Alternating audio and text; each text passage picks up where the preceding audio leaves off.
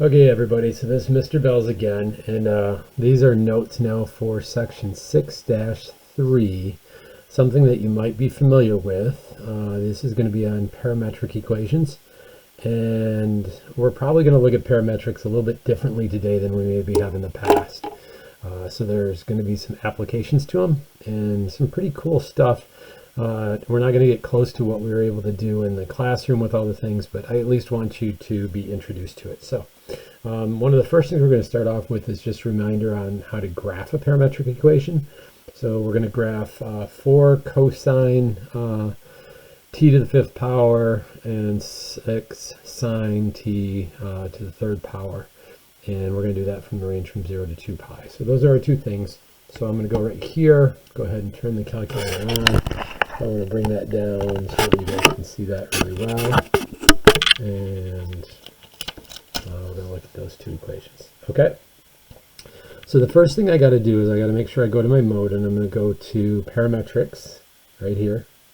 And when you hit your y equals, remember that it'll give you an x sub t and a y sub t. So we're going to clear both of those things out. Those are things that we're going to see later on a different problem. So if I want to do 4 cosine t to the 5th, is how I got to put it in again. 4. Let me put this in the x. So 4 cosine t, close your parentheses, and then raise it to the 5th power. Looks just like that. And then in the y, we're going to do 6. We're going to do a sine function. We're going to do t again, close that off. We're going to raise that to the 3rd. Remember that if you look at the notation on the way we write it by hand and the way you end up having to put it in the calculator, these two are equivalent to each other. Okay? Big difference between 6 sine of t cubed, which would mean the 3 would go inside the parentheses, and that would be the 3 would be actually on the t over here on the written thing. Okay.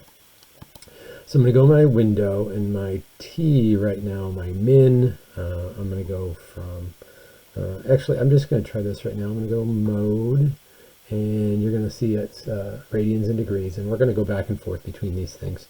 So we're going to go ahead and do radians right now, and I'm going to go ahead and do zoom 6. Well, that's a standard viewing window for radians. And you could see that if I go ahead and do my window, you'd see it goes from 0 to 2 pi. And then negative 10 to 10, negative 10 to 10 with a t step of 0.13. I do this really quick. And I'm going to go back here. I'm going to change this to degrees, hit enter. And then I'm going to hit zoom 6 again. And you're going to see the graph looks the same. However, if we go to our window, now our window will be in degree mode. So 0 to 360 degrees with a 7.5 degree step interval, negative 10 to 10, negative 10 to 10. Okay, so you'll notice, I guess, picture the graph again. This is not a function, right? Fails the vertical line test. But that's what that thing looks like. And again, this was just an intro to let you know exactly how the things work out with it. Remember, again, this is kind of weird. If I change my t-step right here to, say, 90, and I hit graph, you would see that I would get a box, because it would plot the first point here, the next one 90 degrees later, the next one 90 degrees later, the next one 90 degrees later. It's stepping up by 90 degrees. Whereas if I change the t-step to 45 degrees, you would see I'd get something that looks like this, and it would make connections every 45 degrees. Okay? Hopefully that's wonderful for you. So that's a step looking at graphs, and we're going to come back to those with some of the application problems. Okay, so how about eliminating a parameter? We did this before in class, where we had two parametric equations, an x sub t and a y sub t, and I want to see if I can write a normal equation, a y equals equation, from this t plus 3 and this 2t. Well, what we have to do on any of these ones is we simply have to solve for t. So we're going to isolate that. So we know that t is equal to x minus 3, and then we can take that x minus 3, and we can sub that into a y sub t problem. So then we'd know that y is equal to 2 times quantity x minus 3, and you would see that this original parametric equation actually is a, you guys got it right, it is a line. Awesome. So now we're going to go to here. We're going to see if we can eliminate the parameter here, or tell me what type of situation this is. So we're going to graph x equals 7 cosine t and y equals 7 sine t. And we're going to pretend we didn't see that right there. So 7 cosine t and 7 sine t. So I'm going to go here and do 7 cosine. Let's just clear those both out. So 7 cosine t and 7 sine t. Just like that. And then zoom 6 again.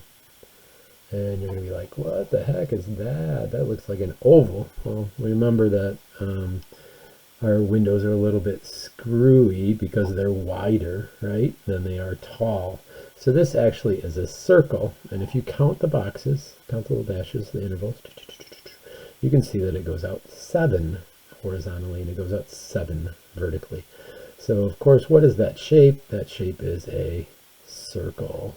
If that's a circle with a radius of 7, then the actual graph would be x squared plus y squared equals 49 if I was going to do this in, if you want to call it y equals, but rectangular form, or coordinate axis form, what we've used before, but you know that on your calculator. I guess it'll use function form right there. And you know we can't put it in as a function because it fails the vertical line test. Okay. So the next one that we're going to do is this one right here. So we're going to use these next 3 are going to take up the rest of the video, and they're going to be pretty long, but it's pretty cool what you can do with some of this stuff. And the first one is going to seem really basic, but hopefully it'll be understandable. The next 2 will be a lot more in detail. So using parametrics to model projectile motion. So I got a helicopter that drops a package from 1,500 feet. I want to model the height of that package based on time.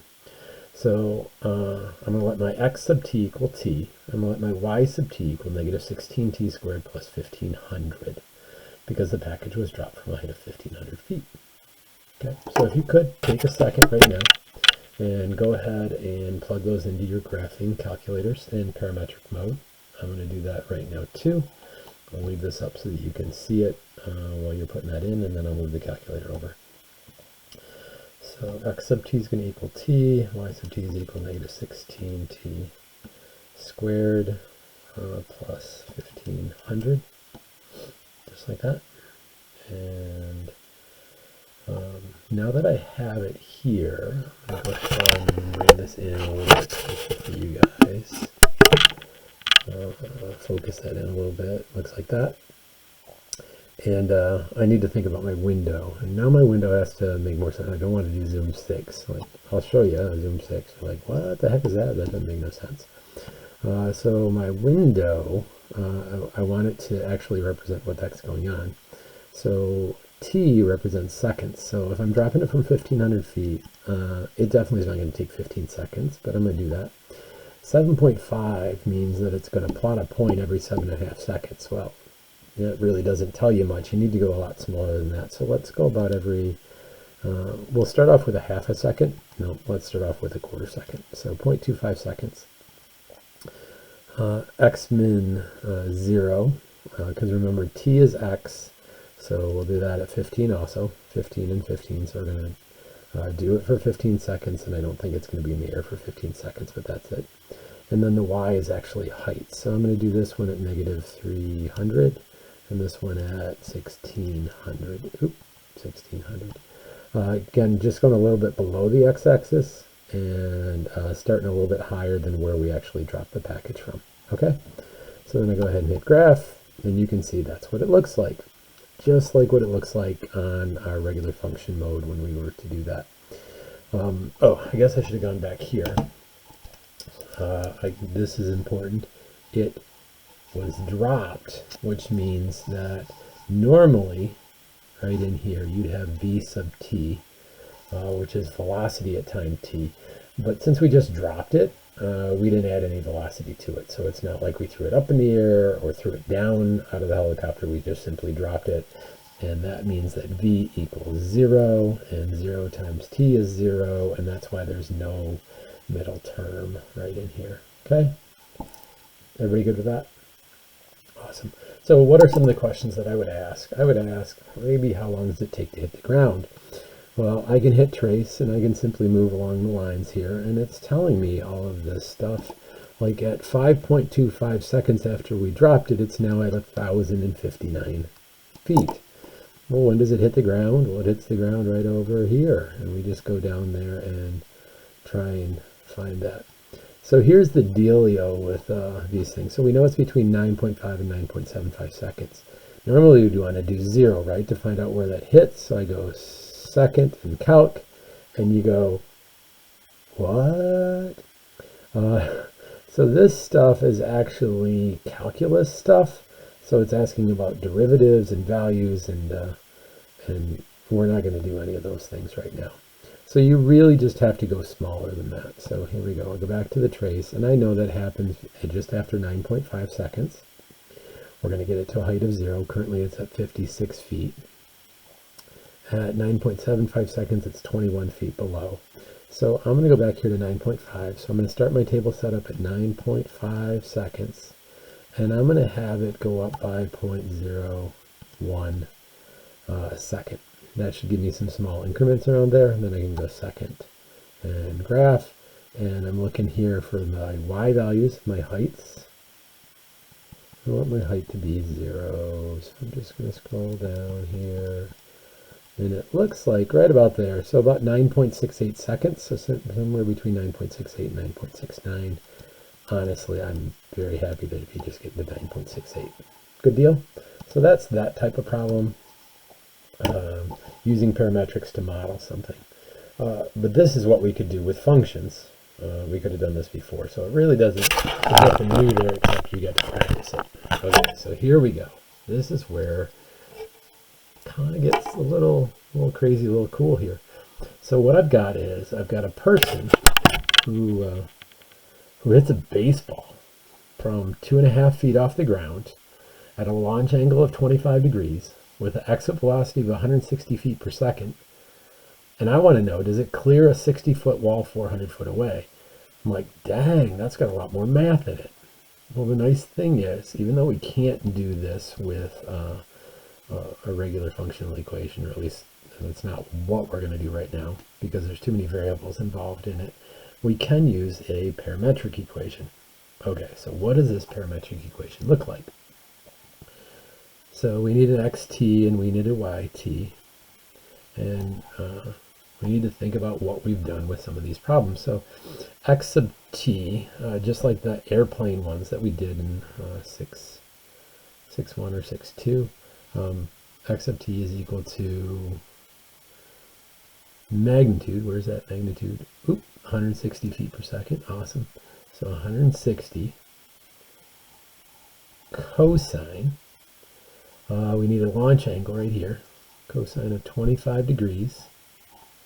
We need t, just like that, 160 cosine 25t. That's the horizontal component of the graph. And y sub t, 160, right? Sine 25t. That's all good too, right? However, we have a few other things. Nothing else affects the ball horizontally, but there are some things that affect the ball vertically, and that's the y, right? So we know that we need the effect of gravity, so we need a negative 16t squared.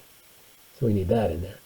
And we know that the ball was hit right here from 2.5 feet off the ground. So we need to start with a constant vertical shift of 2.5 feet. And it's this equation right here that's going to allow us to model what's going on with our baseball hit. Okay, so we're going to do that, and then just a second we're going to come back and we're going to look at the wall. Okay, so one more time. Magnitude, or this exit velocity of the ball. Cosine for the x, sine for the y. Angle, totally good. T and t. Because nothing else affects the horizontal. That's all that the horizontal equation is. And the vertical equation gets a negative 16t squared. That's the force of gravity on Earth. And then plus 2.5, the vertical shift, or how high the ball was hit off the ground, coming back to the wall. So here we go. So I turn my calculator on. go to my y equals, focus that in for you, and my first one is 160 cosine 25 parentheses t, and the next one, I'm going to go ahead and put the negative 16t squared first. It's fine either way. Plus 160 sine 25 close parentheses t plus 2.5 feet off the ground from where it hits. So now I've got those two things in there. So I'm going to go to my window and let's see if this makes sense. So t represents seconds. So again, anybody who's seen any baseball games being played, 15 seconds, the ball's never going to be in the air for 15 seconds. Again, this person had an exit velocity of 160 feet per second. That's pretty darn fast. I mean, that's ripping the ball right there. Okay, so I'm going to go 10 seconds out. T-step, 0.25 seconds is fine. I might shrink that in a little bit. X now actually is horizontal distance, so I'm going to go out, say, 500 feet. And y min, I'm going to go 50 feet below. I'm going to go 150 feet up in the air. Again, 25 degrees. It's kind of a line drive. It's not like it's 15, but it's not like I popped it up and hit it. You know, if I hit it 90 degrees, it would go straight up and come straight back down, assuming there was no wind blowing in any way, shape, or form. Okay, so here we go. Let's hit the graph and see what it looks like. So according to this picture, I hit the ball a really long ways. Remember, there's no wind resistance going on with this. This is just due to the effects of gravity. Okay. So if I hit trace, let's see if this makes sense. So I'm going out here.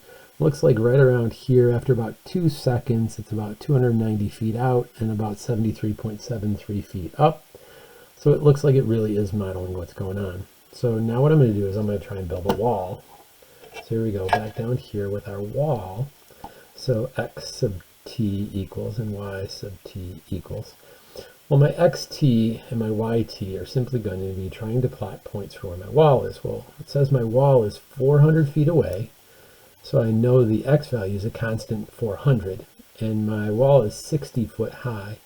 So I'm going to start it at 60 foot. Now if I do 400 and I do 60, you will see right here on my calculator, I'll have to zoom in quite a bit on this one for you to really be able to see that.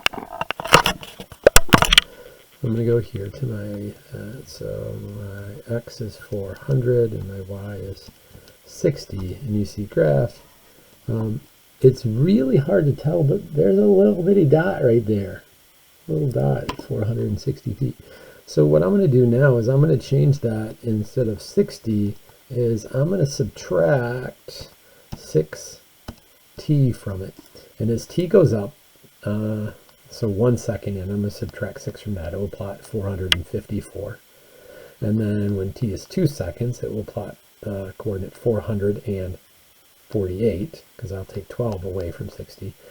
And if I'm doing this for 10 seconds out, 6 times 10 is 60, so 60 minus 60 is 0, and it should go all the way down to the ground level. And you can see there is my wall. And if I look really closely, there's still a gap up there at the top. And I could check some things. I could go ahead and trace some stuff out. Like I could go to my table setup, and I could go, where is that? It's about 2.75 seconds. So table setup, I'm going to go 2.7 seconds.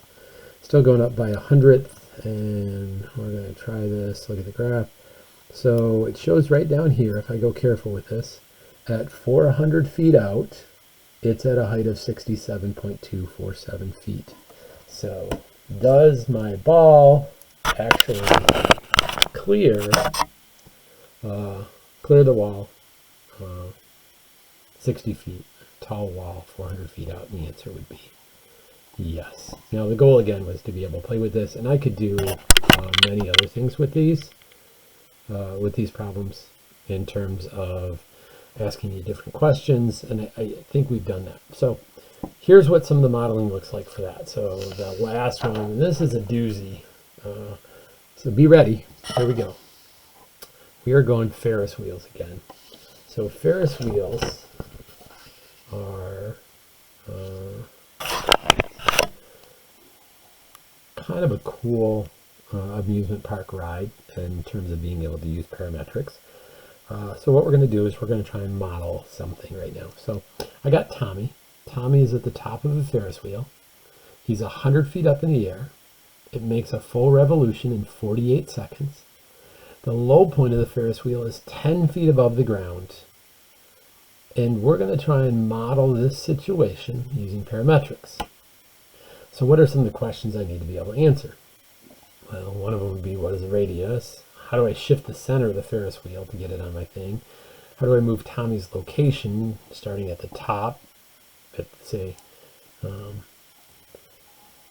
this would be the top, this would be 3 o'clock, this would be 9 o'clock, this would be 6 o'clock for all of you that understand how an old-fashioned clock hands went.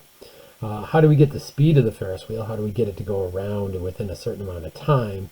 And can we model any Ferris wheel clockwise, counterclockwise? Can we get it to go one direction or the other direction? Okay, so those are all the questions that we got to answer, and then we got to go, how do we put this into a model? So x sub t equals and y sub t equals. Well, let's see if this makes sense. The first thing I want to do is I want to start plotting points that are a fixed distance away from a center point. Well, that, of course, is a radius. So let's find a radius. Well, it says right up here, the top is 100 feet high, right? And the bottom of the Ferris wheel is 10 feet. So from here to here, 100 to 10, that's a distance of 90. And the radius is half of that. So I know my radius is 45. Well, that's got to be my magnitude for each of these things, 45. I know that my x distances, the things that move it to the right or to the left, are cosines, and my y distances, the things that move it up and down, are sines. So I got a 45 cosine and a 45 sine. Now, how long it takes to go all the way around, that's the period, right? Well, I'm going to go ahead and do it with degrees. So normally it takes 360 degrees to go all the way around. This says that it's going to happen in 48 seconds. So I really got 360 over 48 times t, and 360 over 48 times t there. And I gave myself a little bit of space here because I might need to deal with something with that later. Now, if this is the coordinate access system, if I put my Ferris wheel directly above the x-axis or 10 feet above the x-axis, I've got to have a vertical shift up here to get the center of my Ferris wheel to that middle portion. Okay, so the question is, if it's 10 feet off the ground and 45 foot for the radius, how far is it from the ground to the center of the Ferris wheel? And hopefully your answer is, well, it's the radius plus how far it is off the ground, or 55 feet. Okay? So it's my belief right now that if we put this into our calculators, I should get a picture of this Ferris wheel. Now, I haven't talked about starting Tommy at the top or which way it's going, clockwise or counterclockwise. Let's just find out what it looks like right now. So I'm going to go ahead and turn this on, go to my y equals, clear out those two things, clear out that, and here we go. Let's put it in. So 45 cosine 360 divided by 48t. Unlike the baseball problem, because this is not going to continue to move out and out and out, it's not like rolling, the Ferris wheel's rolling down the lanes. Our t's have to be inside the parentheses because we're locking those things in place into that rigid stability of the Ferris wheel going around a set point. 45 sine 360 divided by 48t, close parentheses there. and plus 55. Okay, so let's see if this makes sense. I'm going to do a couple things here. I'm going to blow this window up for you so that you can see it in a much tighter situation like this. How does that look? Okay, so just for right now, just bear with me on this. I'm going to go in half-second intervals. I'm going to go from 0 to 10. I'm going to go an x of negative, oops, sorry, I was on the wrong one there. X of negative 50 and an x max of 50. That again is just showing the left right of the Ferris wheel. A y min of negative 10 and a y max of 110. That should go up a little bit. So when I hit graph, cross our fingers, what do we see? We see that. And you're like, well, is that really a Ferris wheel? And then I'm hoping this makes sense. So it looks like, according to our Ferris wheel, that Tommy started at 3 o'clock and is moving counterclockwise. Okay? So I'm going to go ahead here and do a couple tweaks. So I'm going to go ahead and insert right now, second function insert on my bottom equation, my sine equation, a negative, and I'm going to hit graph. And what happened? I went from rotating counterclockwise to rotating clockwise. So depending on the problem, that's how you can change clockwise or counterclockwise. Is that good? Sweet. Now we said up here they're supposed to go counterclockwise. So I want to get rid of that negative, so delete that. And then the question is, why didn't it go all the way around? Well, I only set my window for 10 seconds. It says in the problem it takes 48 seconds. That's what we've built into the period, or how long it's going to go all the way around. So let's change that again to 48 seconds. And I hit graph. And now you can see the Ferris wheel goes all the way around. And it stops right there. Now if I would have done 60 seconds, it would have just gone another 12 seconds past there, and it would have ended up right there at the top. Okay? So now I've got the full revolution, but it still doesn't look like a Ferris wheel, does it? I mean, that's an oval. Well, why is that? Again, it's that way because of the fact that our calculators are wider than they are tall. So now I've got the actual Ferris wheel looking object right here. So go ahead and go to my trace, and you can see that right now it says that time 0 seconds Tommy is at a horizontal distance of 45 and a vertical distance of 55. And we get right up here to the top. That should make sense, right?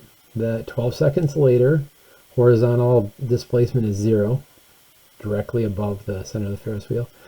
And vertical is 100. Hey, that's what it was supposed to be. It was supposed to be 100 feet at the top. Well, that means if we cross our fingers, we come all the way down here to the bottom. And it should be at 10 feet. And it is at 10 feet. So now we've got to know that we have a perfect model of this Ferris wheel and Tommy on it, except for the fact that, darn it, says Tommy's at the top of the Ferris wheel. And when we started it, Tommy was at the 3 o'clock. So I need to rotate Tommy here. Well, I believe that simply means that we need to, what? We need to start our Ferris wheel. Maybe, how far is that? 1/4 of the way, 1/4 of 48 seconds. That's 12 seconds back. See if we can do this. Let's start them 12 seconds behind time and see what happens. And then we can just do that to 36. I hit graph. And you can see what? That it actually started them 12 seconds forward. Yeah? And when I do this, if I go to, I'm going to go ahead and hit graph.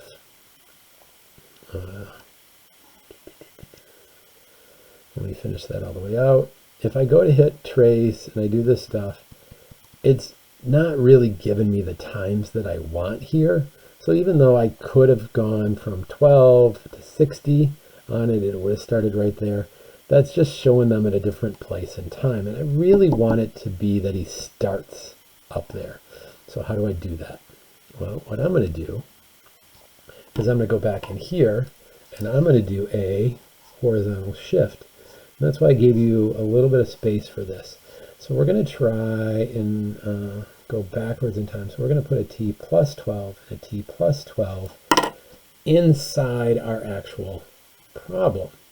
So instead of changing the time by 12 seconds, we're actually going to change the shift by 12 seconds and let t start at 0, which hopefully will get him at the top of the Ferris wheel.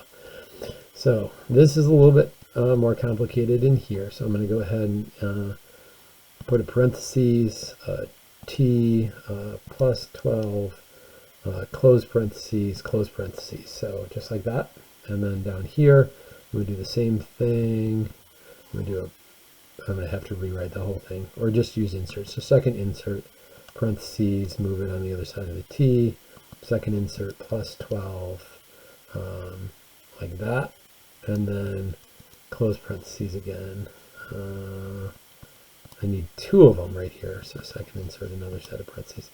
So 2 of them. So close parentheses around the t plus 12 and a close parentheses before the 55. We don't want to include the 55 in the actual sign right here, because we need that to be a normal vertical shift. Okay, crossing our fingers, and we go ahead and hit graph.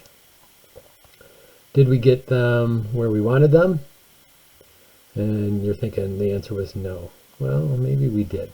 So go ahead and let that play out. Because remember, in our t step, we started at negative 12. So now we're going to start at 0 and go back to 48. Go ahead and take your time to do that. And now hit graph. And you can see Tommy started right up here at the top and is rotating counterclockwise. Once we have a model of this Ferris wheel and what's going on with it and how we determine all of those things, we can answer any questions that we need to answer on any of these problems. So reminder again, this 45 came from the radius. We know how to find the radius given all kinds of different information. This 360 over 48, I use degrees, so it's 360 over whatever the time it is to go all the way around one rotation. Good deal. I could also then find the circumference and divide it by 48 seconds to actually find the speed of the person on the Ferris wheel in feet per second, do unit conversions to do miles per hour, any of that kind of stuff, which again we would have done in class. This 12, I used 12 seconds because that was 1/4 of 48, or I moved them forward 12 seconds in time, or in this case backwards 12 seconds in time. 55 feet gets us to the middle of the Ferris wheel, and what we actually did in class before, when we go into a lot more detail, is we had a person riding on a Ferris wheel, and they're going around on this Ferris wheel, and I know they're not that big, but they're going around on this Ferris wheel. And here's our Ferris wheel, it's a certain thing.